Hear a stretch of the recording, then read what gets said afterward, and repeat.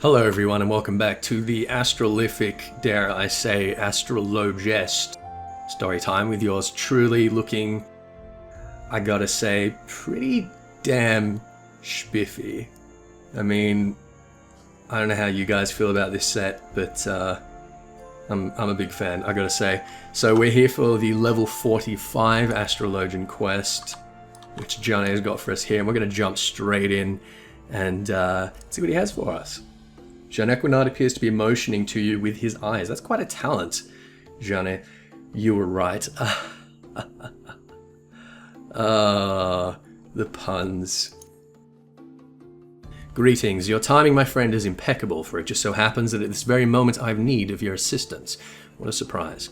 While our lovely Lady Leviva has been out making herself a target for every cutthroat and cur in the realm, I've been focusing my efforts on our main objective. Training? Pah! There'll be time enough for training later. No, I speak of our ultimate goal of spreading knowledge of the Charlene School of Astrology throughout the Holy See. As you know, the Vault recently turned down my request to allow Lady Leviva to speak before them, but I'm not one to be turned away so easily. No, I have a plan. We will entreat Chief Astrologian Follamore to draw up an official recommendation. The Vault will not so quickly dismiss the words of a man of such standing. Yes, I know my uncle loathes me with a passion rarely seen even in young lovers, and there is really no reason why he would aid us in our cause, being a staunch opponent of change and all, but that does not mean we cannot try. And if we fail, but screw your courage to the sticking place, and we'll not fail.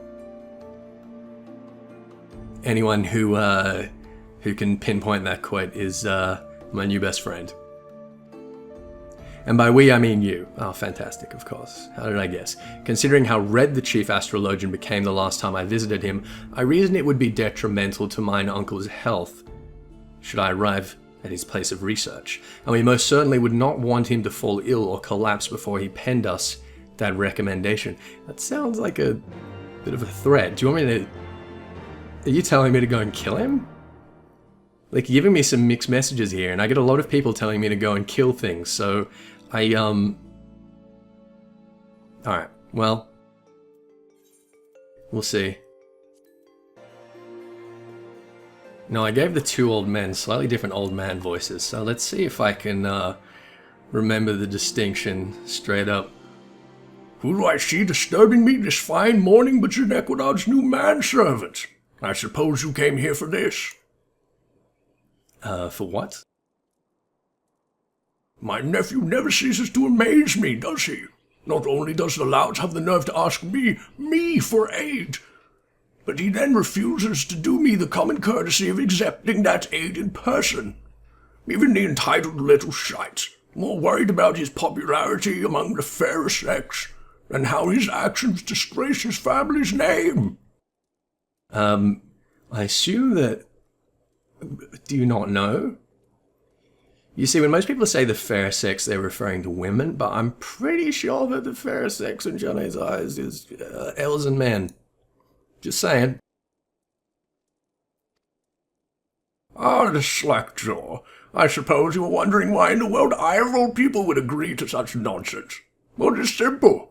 Allowing the heathen astrologian to dig her own grave in front of the entire vault, and the Asgardian astrologian community will only serve to accomplish what I wished from the very start. Charlene astrology has no place in Isgard. It has no place in Eorzea.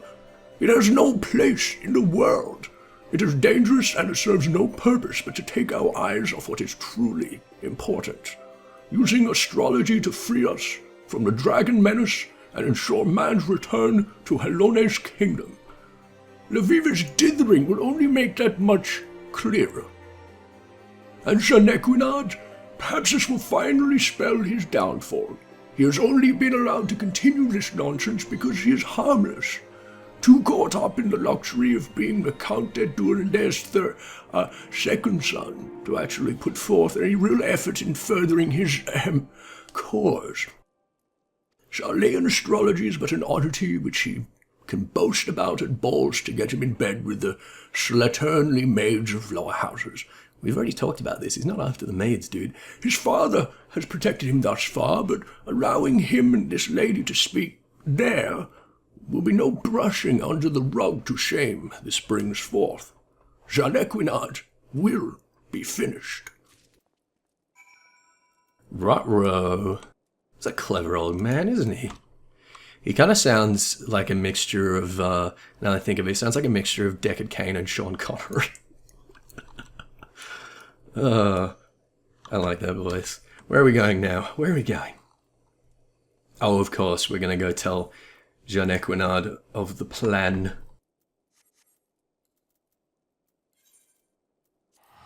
He should have let me kill the old man after all.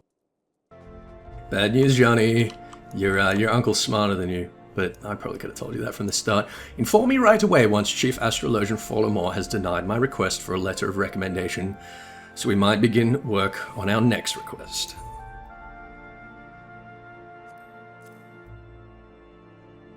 Are we going to tell him, or are we just going to give it to him? Is this... It cannot be. It is! The seal is Follamore's. How did you... What did he say? No, wait. Mayhap it is better that I do not know. Well, this changes everything. I will have to arrange another meeting with the vault, summon the cardinals to Durandare Manor. We will need wine and sparrow-stuffed peasants. Sparrow-stuffed peasants. And peasant-stuffed goose. And goose-stuffed peasants. And peasant-stuffed peasants. And bard-stuffed peasants. And peasants stuffing other peasants with slightly smaller peasants. I just want to make it clear that I do know the difference between a peasant and a pheasant. I just got carried away with the image there. And a whole troop, not to eat, of course. We're not going to eat the peasants, we're just going to watch them stuff each other. No, I fear I will no longer be able to join you on Lady Leviva's next opening of the gates. Do give her my regards, though, when you see her in Mordona. So we, once again, are about to be attacked while he is conspicuously absent. I'm onto you, Jeanne.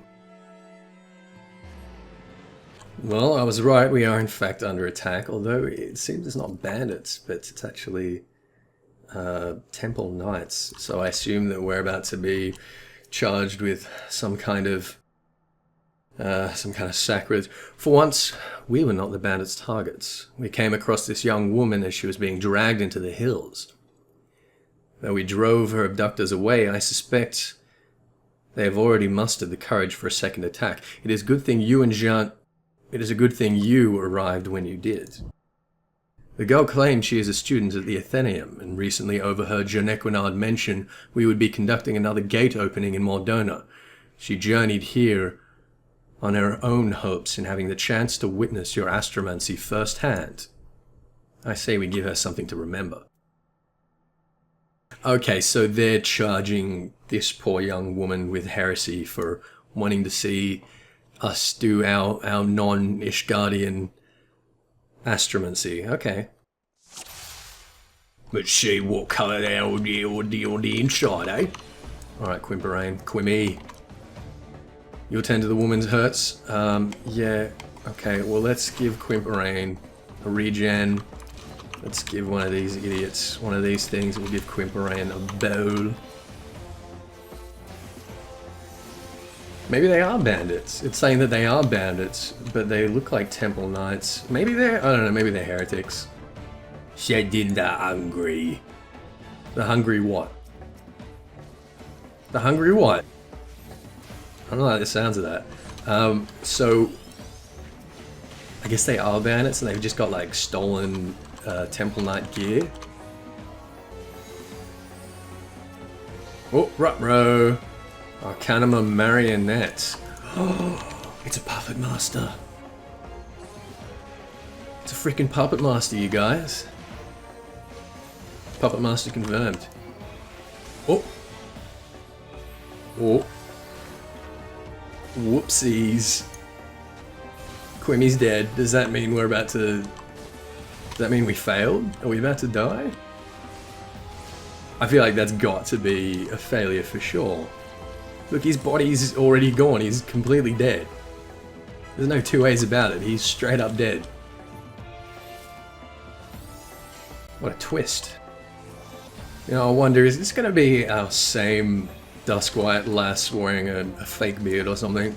Because that would be fantastic. I honestly kind of hope it is. Oh, that would make my freaking day. Holy crap. Ooh, I didn't realize how starving I was from mana. Mana. Alright, come on, show me false beard. Don't make me look stupid in front of the people. Let's see it. And he's dead, alright. With my apologies, Lady Leviva, I did not think. Your only fault was an insatiable thirst for knowledge. A realm where one must apologize for being a victim is no realm worth living in. But why would these men attack me? I believe it is now quite obvious that these bandits were not meant for you, but for me. It would seem that certain parties fear the spread of Charlatan astrology, and will stop at naught to prevent it. So it might actually be servants of the Holy See after all. And look, Quimperane's suddenly fine. What is he? Is he freaking undead or something? My Charlatan constellation chart. The bandits. It must have been torn when they seized me.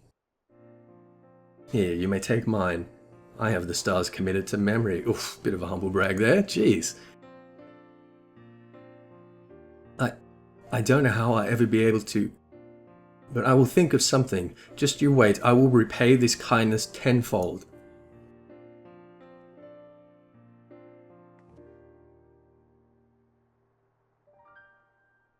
It looks so out of place there.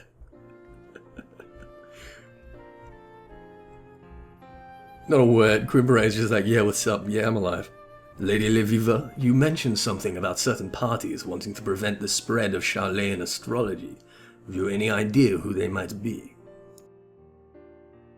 You know, Quimperane said that we shouldn't be pursuing it. Maybe Quimperane's the bad guy. I do, but I shall require more proof than before I should say I can be certain. You and Ethys should be able to assist me with that. However, as they say, first things first. We have a gate to open.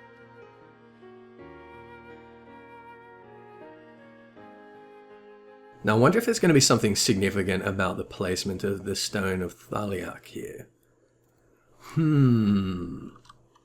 Methinks, perhaps, that would be the case.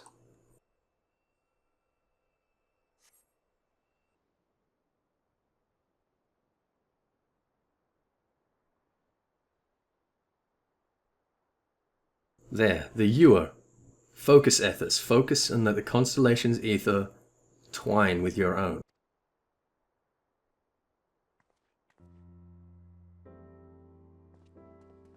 It is said through the fifth heaven flows a mighty river carrying the water spilled forth from the scholar's vessel. And in that water is the knowledge of all that have come before and all who will follow. The ether spun from Nemea's loom, the ether from which all magics are drawn, and to which all magics return. And now the power of the Ewer is forever yours, and forever shall it point you to truth. Now that's interesting. So the Ewer is sort of another metaphor for the life stream.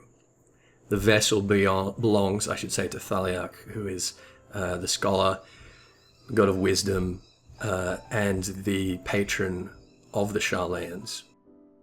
And this sort of makes sense why the Thaliarch River is named as well, that flows through the hinterlands and the Orne Wild up towards the Blood Brine.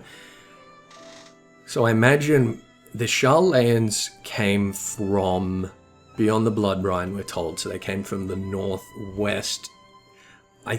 I would say that they probably travelled up the Thaliarch River. They probably travelled up that river through the Thornwild, and once they settled in the hinterlands, they decided to call that the Thaliarch River. They decided to name that after their patron, so it has sort of a whole bunch of different aspects of significance to their culture, I suppose.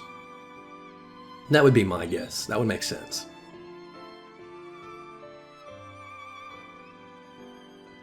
While I cannot forgive our patron for skipping yet another of his lessons, I cannot deny that the passion hidden deep beneath all of his posturing may have its uses. Word of our field is spreading, and our inherent nature has begun to stir. Curiosity is proving the better motivator than skepticism and faith. Our time may come soon. Yeah. The you are blazes in the welkin, unlocking the 5th heaven's gate. Where are they? Where's Quimperain? Are we done? Speak with Jean Equinard. I was hoping that we'd be able to check up on Quimperain there. I was worried. Alright, what do you think, Jeannie? Do not tell me Lady Leviva was attacked again. Someone was saying in the comments for the first video, I think I might have mentioned this already, but that we should have like a counter for every time that she's kidnapped or attacked by bandits. And looking back, that probably wasn't half a bad idea. I mean, it was definitely spoilers, but I suppose I can forgive that. I knew it, and without a reading, my talents grow by the day.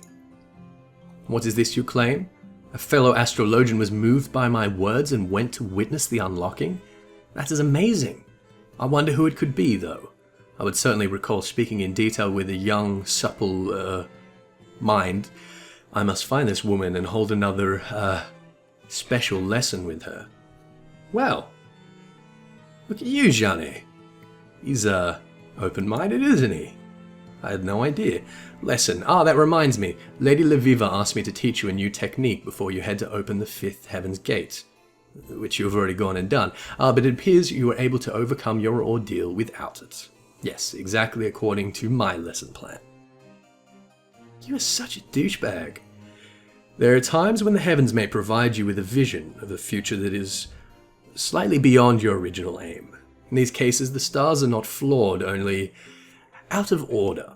So by returning a drawn card to the deck and shuffling it, we are in no way ignoring or denying a future, merely postponing a reading that the stars have intended for a later date, and replacing it with something that better pertains to the present, if that makes any sense. Yeah, it's good enough, I'll take it.